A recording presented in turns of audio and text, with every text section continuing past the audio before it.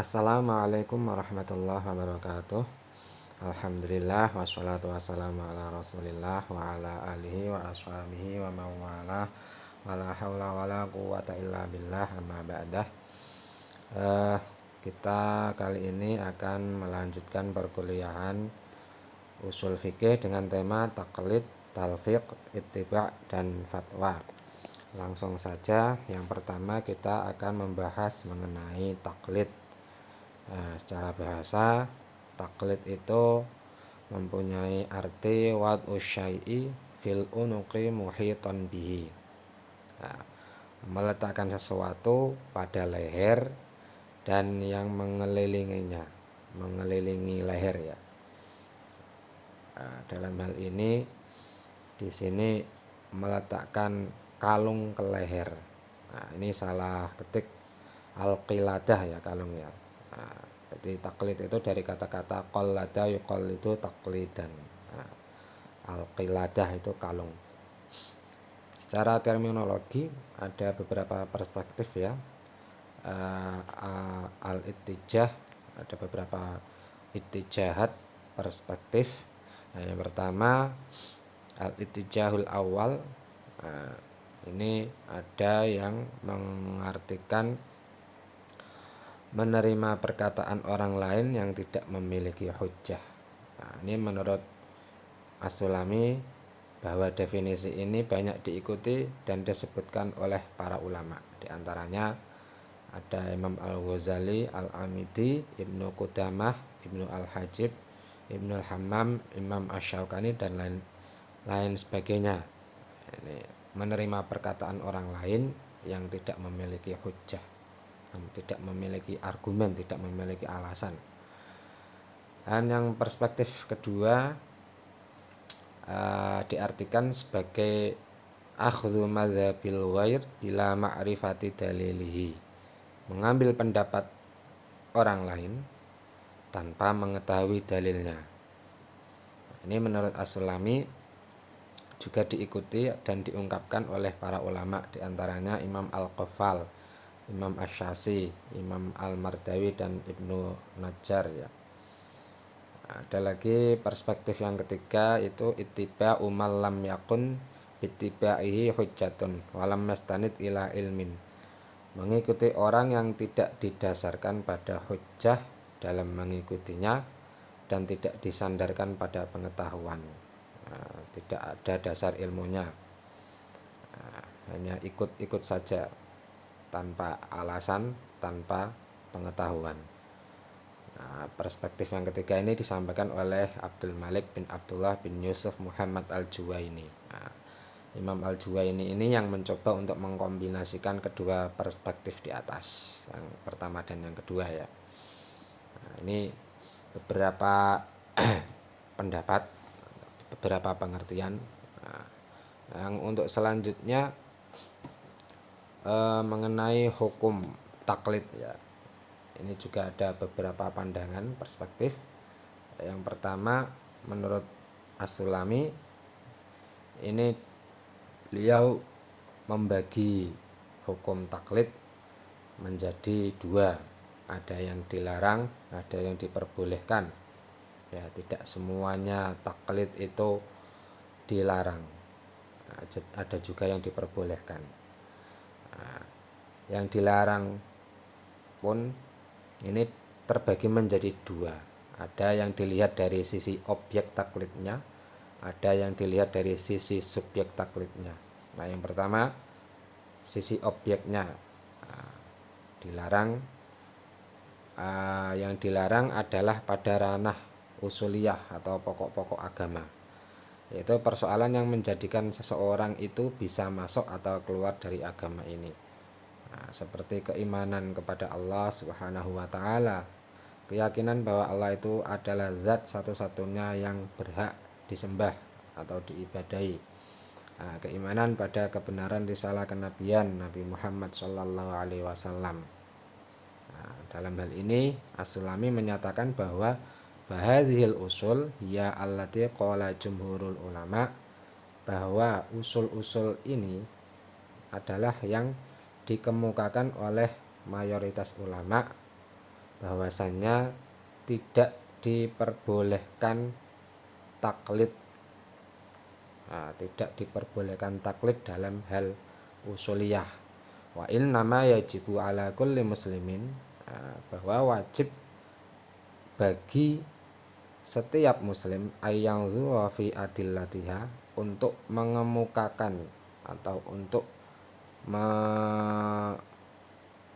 memperlihatkan atau mengangan-angan dalil-dalil usuliyah hatta tarsakha fi qalbihi, sehingga meresap pada hatinya atau tertancap pada hatinya. Fala yataza'zahu imanuhu, maka tidak akan goyah keimanannya biha, dengan dalil-dalil tadi ya. Li'adna syubhatin, karena ada syubhat yang rendah atau kesamaran yang rendah. Jadi imannya tidak akan goyah, hatinya akan menjadi mantap karena dia mengetahui dalil-dalilnya. Misalkan argumen bahwa Tuhan itu satu, itu dia harus mampu mengemukakan dalil-dalilnya, baik dalil nakli atau dalil akli ya, dalil yang bersumber dari Al-Quran maupun dalil yang bersumber dari logika. Misalkan contoh dalil yang menyatakan bahwa Tuhan itu satu, lauka nafihi ma alihatun illallahu lafasadata. Andaikan di langit dan di bumi ini ada beberapa Tuhan, pasti akan rusak, karena Tuhan A tidak mampu menciptakan yang diciptakan oleh Tuhan B, begitupun sebaliknya. Itu menunjukkan bahwa Tuhan A ini lemah. Lah, masa ada Tuhan kok lemah, itu kan tidak mempunyai kekuasaan, itu kan tidak masuk akal. Nah, ini bahwa seorang muslim wajib untuk mengemukakan argumentasinya. Tidak boleh taklid, tidak boleh ikut-ikutan. Pokoknya seperti itu, tidak boleh, harus mampu berargumentasi ya. Karena berkaitan dengan usuliyah, berkaitan dengan keimanan. Pernyataan senada juga diungkapkan oleh Imam Asy-Syaukani bahwa mayoritas ulama berdalil sesungguhnya umat ini telah berijma' terhadap kewajiban untuk makrifat, mengetahui atau mengenal Allah. Dan makrifat itu tidak akan diperoleh dengan jalan taklid. Kenal ya harus mengetahui, tidak boleh hanya sekedar mengikuti. Namanya kenal kok hanya ikut-ikutan, berarti kan belum kenal. FOMO kalau istilah sekarang itu, ikut-ikutan. Harus tahu ya, karena seorang muqallid tidak memiliki apapun kecuali sekedar mengambil pendapat orang yang ia taklidi itu, dan dia tidak mengetahui apakah pendapat itu benar atau salah. Dia hanya ikut-ikutan, sedangkan dia tidak tahu bahwa pendapat itu benar atau salah. Makanya wajib mengetahui sendiri, wajib makrifat sendiri, wajib tahu sendiri. Ini yang berkaitan dengan usul, berkaitan dengan pokok-pokok agama. Nah, yang kedua, dari sisi subjeknya, bahwa taklid tidak diperbolehkan atau dilarang bagi orang yang sudah sampai pada level mujtahid, martabat mujtahid. Menurut As-Sulami tidak diperbolehkan seorang mujtahid untuk taklid secara mutlak. Dan ini menurut As-Sulami adalah pendapat jumhur ulama. Ini beliau menyatakan bahwa banyak kalangan dari para ahli usul telah meriwayatkan tentang kesepakatan bahwa sesungguhnya seorang mujtahid ketika melihat suatu peristiwa hukum dan kemudian ia melakukan pembahasan sehingga sampai pada satu kesimpulan hukum bersifat dzanni yang kuat dengan hukum Allah Subhanahu wa taala, maka ia tidak diperbolehkan untuk meninggalkan hukum bersifat dzanni tersebut dan harus mengamalkan hukum dzanni dari ulama lainnya. Tidak diperbolehkan. Dia harus menggunakan hukum tadi, hukum yang telah dibahas oleh mujtahid tadi. Tidak boleh mengamalkan dari ulama lainnya, karena dia sudah pada level mujtahid. Dia harus yakin dengan ijtihadnya. Nah, ini dari sisi subjeknya ya. Untuk selanjutnya taklid yang diperbolehkan. Kalau yang tadi taklid yang dilarang. Nah, yang kedua ini taklid yang diperbolehkan. Menurut As-Sulami bahwa persoalan yang diperbolehkan untuk taklid adalah persoalan furu'iyah atau segala sesuatu yang tidak masuk dalam masalah usul, yaitu yang tidak menjadikan seseorang itu bisa dianggap masuk atau keluar dari agama. Nah, termasuk di dalamnya adalah persoalan usul fikih dan fikih. Nah, ini tidak sampai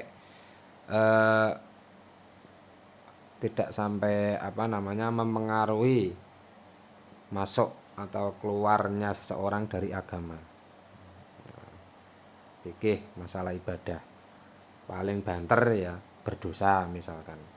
Tapi kalau soal usul kan bisa jadi dia keluar dari agama atau kafir ya. Tapi kalau urusan ibadah mentok itu kan dosa. Nah, menurut As-Sulami bahwa jumhur ulama memperbolehkan orang awam untuk melakukan taklid. Nah, didasarkan pada argumentasi ijma' sahabat, yaitu para sahabat memberikan fatwa kepada orang-orang awam ketika mereka bertanya. Dan hal ini didasarkan pada ketentuan bahwa seorang yang bodoh wajib untuk bertanya kepada seorang ulama. Fas'alu ahla dzikri in kuntum la ta'lamun. Nah, itu tadi dibagi menjadi dua menurut As-Sulami ya. Ada yang dilarang, ada yang diperbolehkan.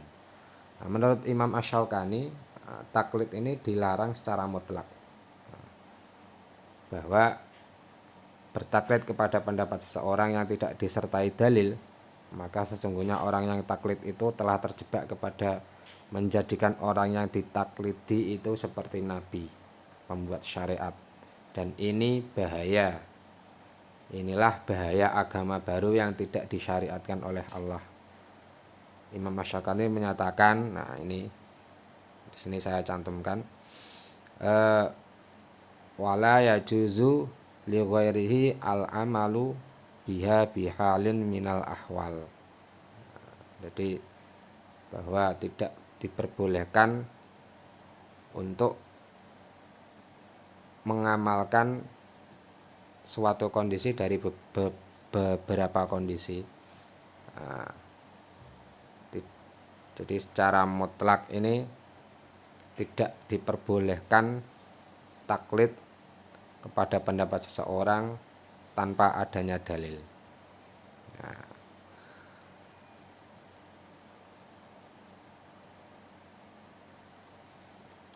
untuk selanjutnya menurut Imam Al-Jassas bahwa orang berhujjah tentang taklid sesungguhnya telah menyalahi karunia yang besar berupa akal pikiran. Ini menunjukkan bahwa orang itu harus bisa memaksimalkan akal yang telah dikaruniakan kepada kita. Jadi menurut Al-Jassas juga taklid ini tidak diperbolehkan secara mutlak. Nah, beliau menyatakan bahwa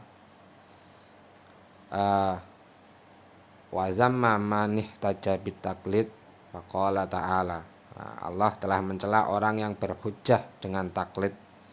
Maka Allah berfirman, inna wajadna aba'ana ala ummatu wa inna ala asarihim muqtadun. Katakanlah datangkanlah hujjah kalian jika sekiranya kalian termasuk orang yang benar.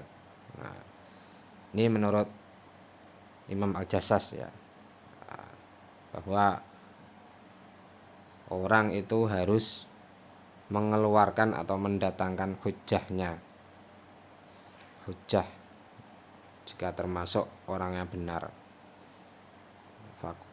Qul hatu burhanakum in kuntum shadiqin. Nah, itu juga argumentasi yang digunakan oleh Al-Jassas untuk menguatkan pendapatnya bahwa tidak diperbolehkan taklid secara mutlak.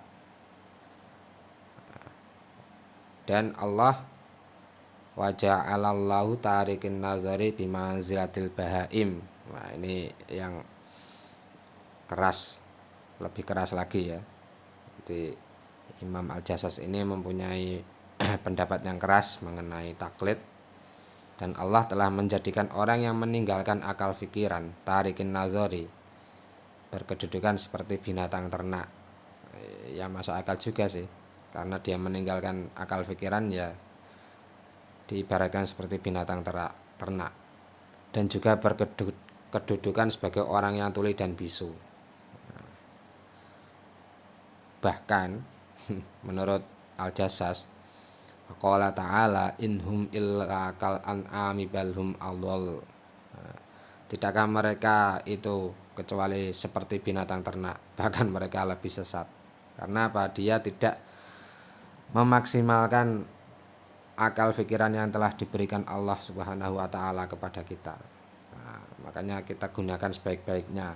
Jadi ini kesimpulannya bahwa Imam Al-Jassas tidak memperbolehkan taklid secara mutlak. Karena kita dikaruniai akal, kita harus mampu berargumen dengan hujjah atau dalil-dalil kita sendiri. Ini dia mempunyai pendapat yang keras mengenai taklid ya. Jadi kesimpulannya tadi, kalau Imam As-Sulami dibagi menjadi dua, ada yang diperbolehkan, ada yang tidak, ada yang dilarang. Nah, kalau Imam Asy-Syaukani dan Imam Al-Jassas, nah ini mutlak, tidak boleh taklid.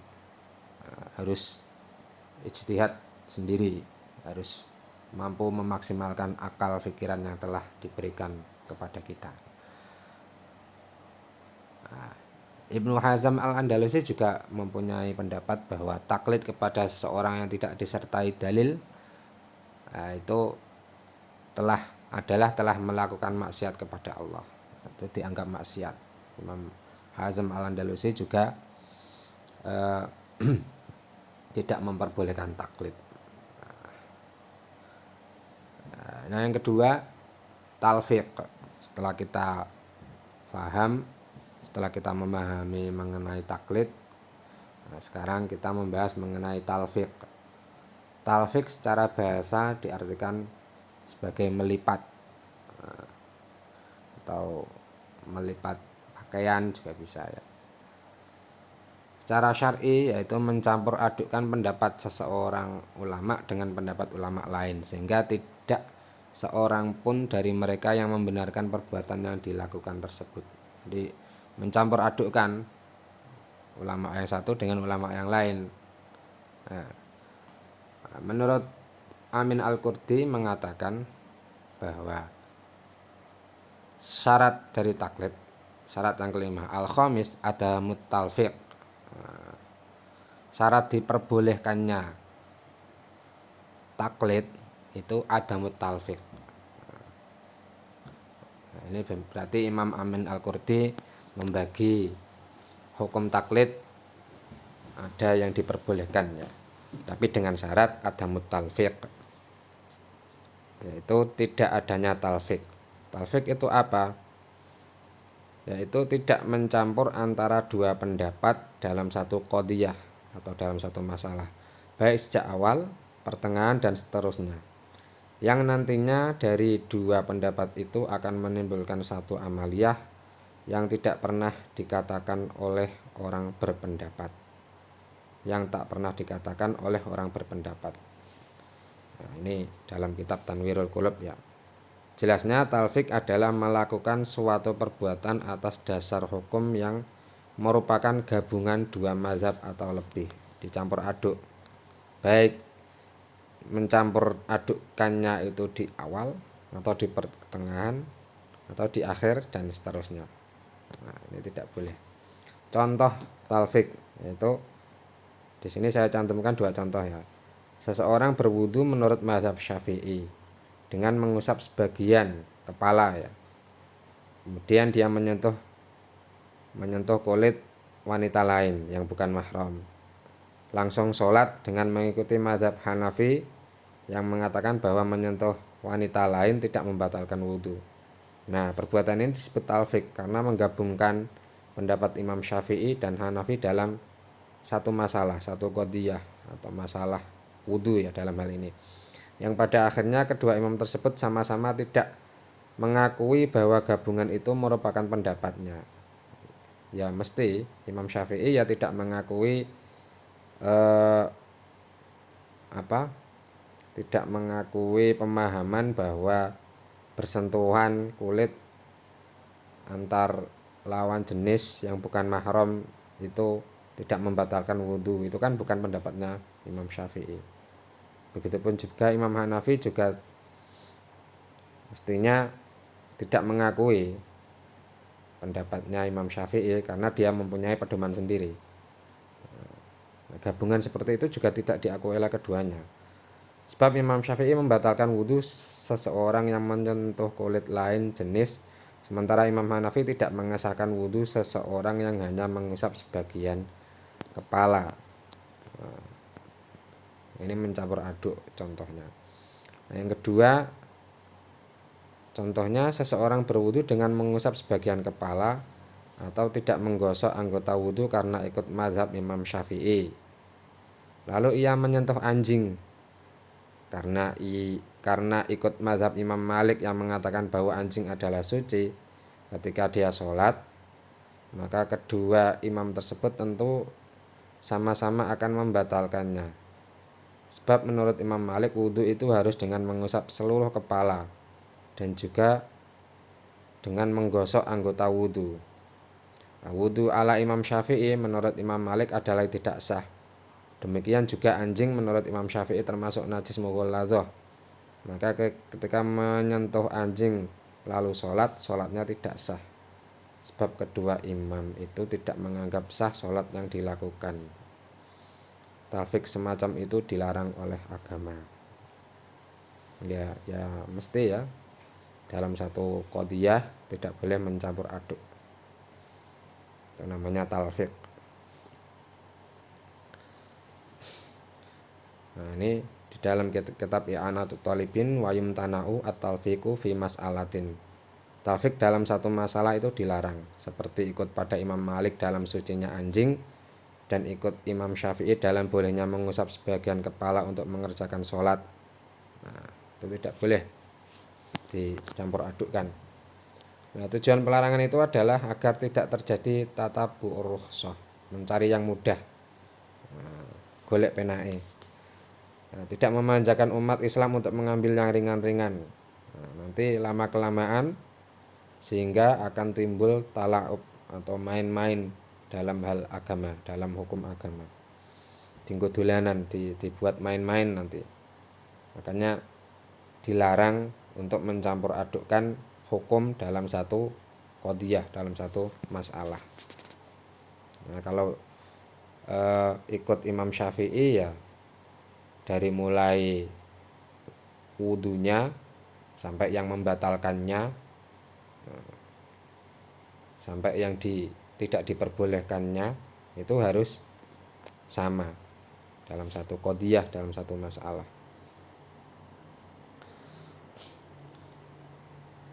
Nah, yang ketiga kita membahas mengenai ittiba.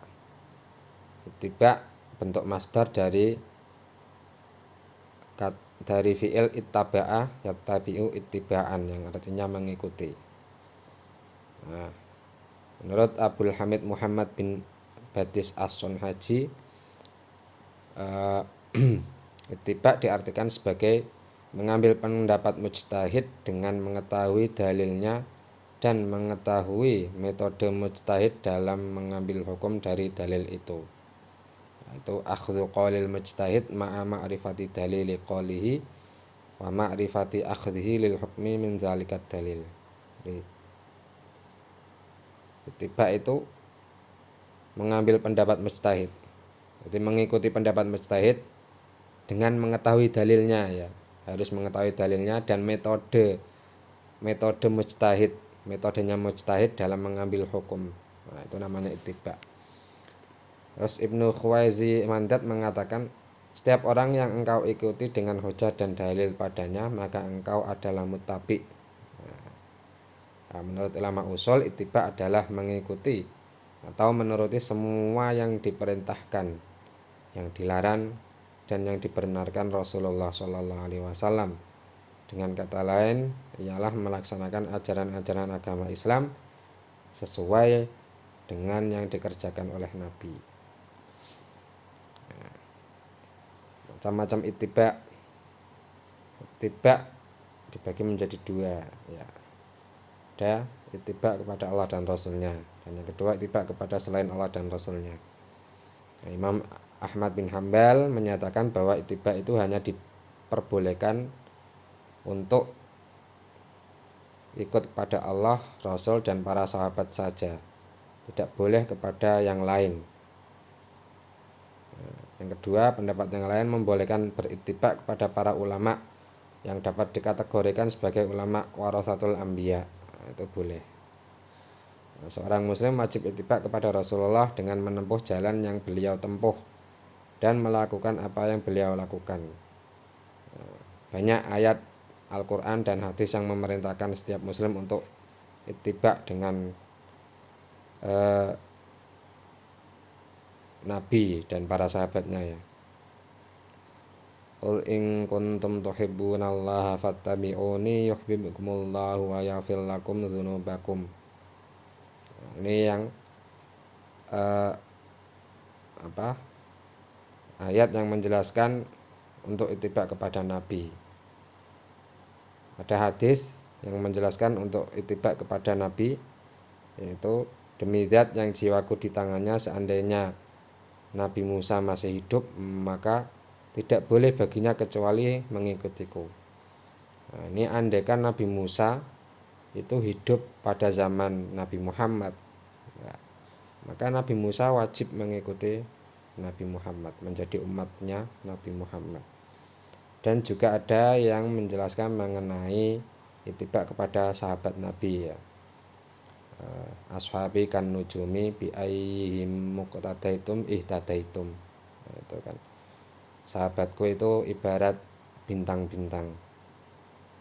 Bi ayyihim muqtadaitum, dengan siapapun, siapa saja dari mereka yang engkau ikuti, maka engkau akan mendapatkan petunjuk. Nah, itu hadis yang menjelaskan mengenai ittiba kepada sahabat Nabi. Dan yang terakhir mengenai fatwa. Secara bahasa, fatwa itu bayanul hukmi, menjelaskan hukum. Secara istilah, bayanul hukmi syar'i, menjelaskan hukum-hukum syar'i. Dalam hal ini ada yang namanya mufti, ada yang namanya mustafti. Mufti ialah orang yang memberikan informasi tentang hukum syara', dan mustafti adalah orang yang bertanya tentang hukum syara'. Dari definisi di atas dapat difahami bahwa yang dimaksud dengan fatwa adalah jawaban berdasarkan ijtihad terhadap pertanyaan mengenai hukum suatu peristiwa yang belum jelas hukumnya. Jadi ketika ada pertanyaan mengenai hukum suatu peristiwa yang belum jelas, itu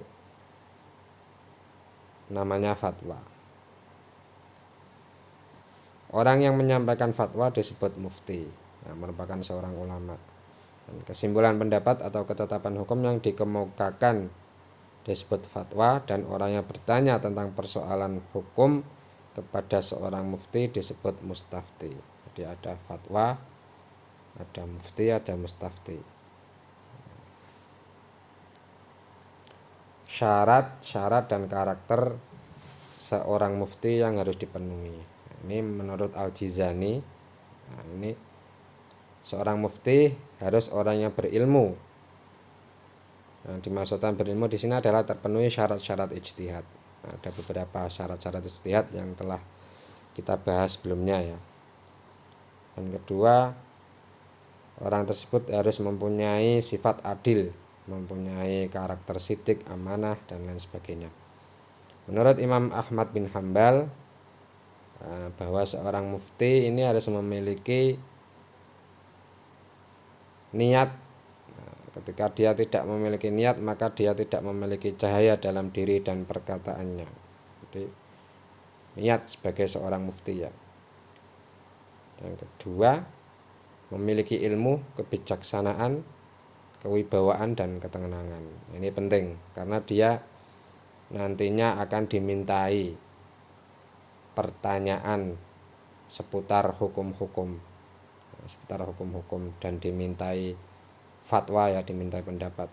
Jadi dia harus ilmu otomatis, ketenangan, nah ini nanti kewibawaan, dan tentunya kebijaksanaan untuk menentukan hukum ya. Harus mempunyai kriteria seperti tadi ya. Dan yang ketiga, hendaklah dia adalah orang yang kuat, terutama dalam kaitannya dengan pengetahuan yang ia miliki. Nah, tidak rapuh, tidak gampang goyah, kuat pendiriannya, tidak gampang dipengaruhi. Terus memiliki kecukupan. Sekiranya tidak memiliki itu, maka dia menjadi santapan manusia. Maksudnya dia akan menjadi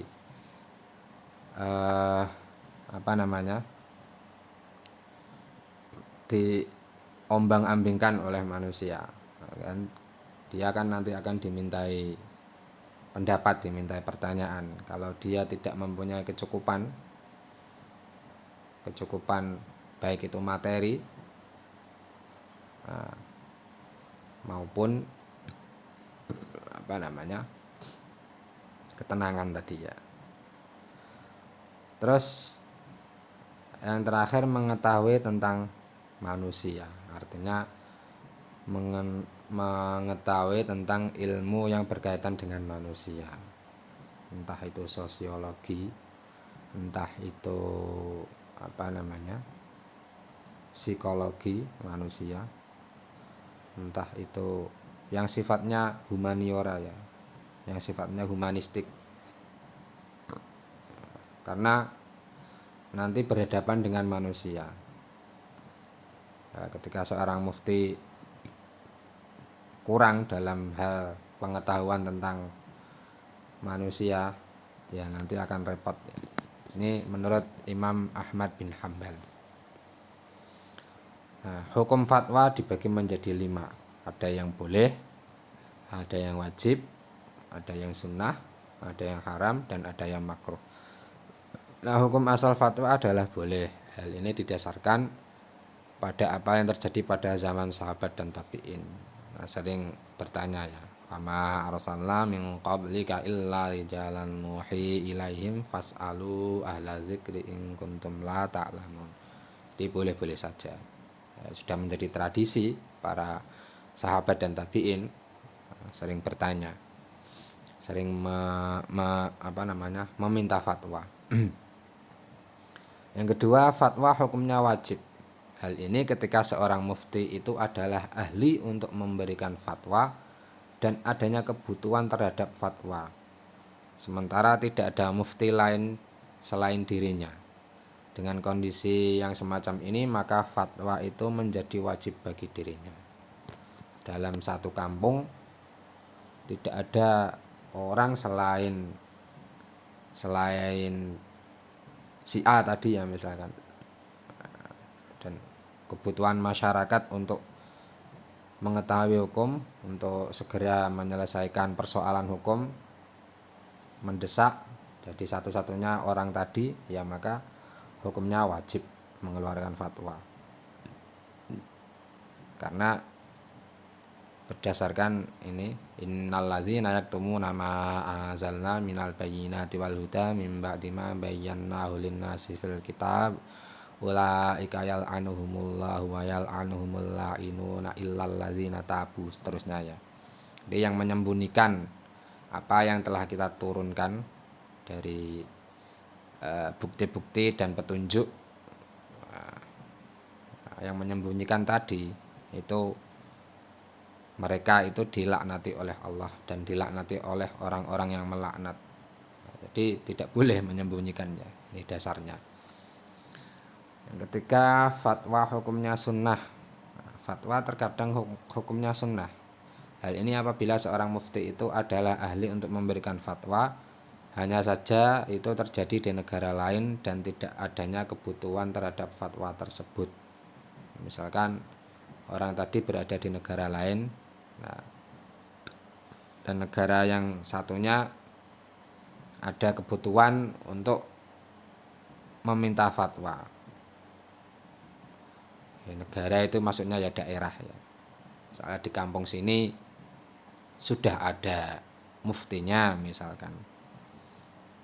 Tiba-tiba ada masyarakat kampung situ yang meminta fatwa kepada orang tersebut. Nah, itu hukumnya sunnah karena sudah ada seorang mufti ya.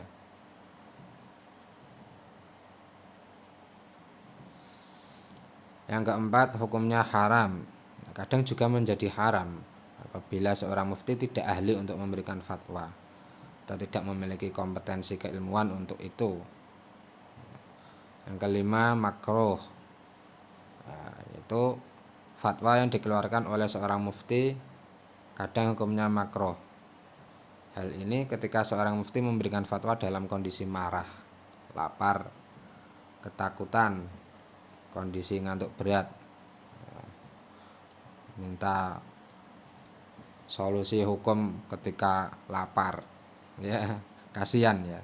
Atau ketika ketakutan, ketika terjadi perang misalkan, terjadi mendengar suara bom, mendengar suara senjata.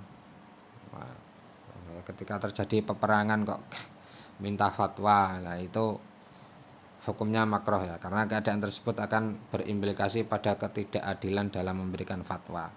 Ya, tingkat konsentrasinya ya beda kan. Nah, makanya hukumnya makruh. Nah, demikian yang dapat saya sampaikan. Kurang lebihnya mohon maaf. Wassalamualaikum warahmatullahi wabarakatuh.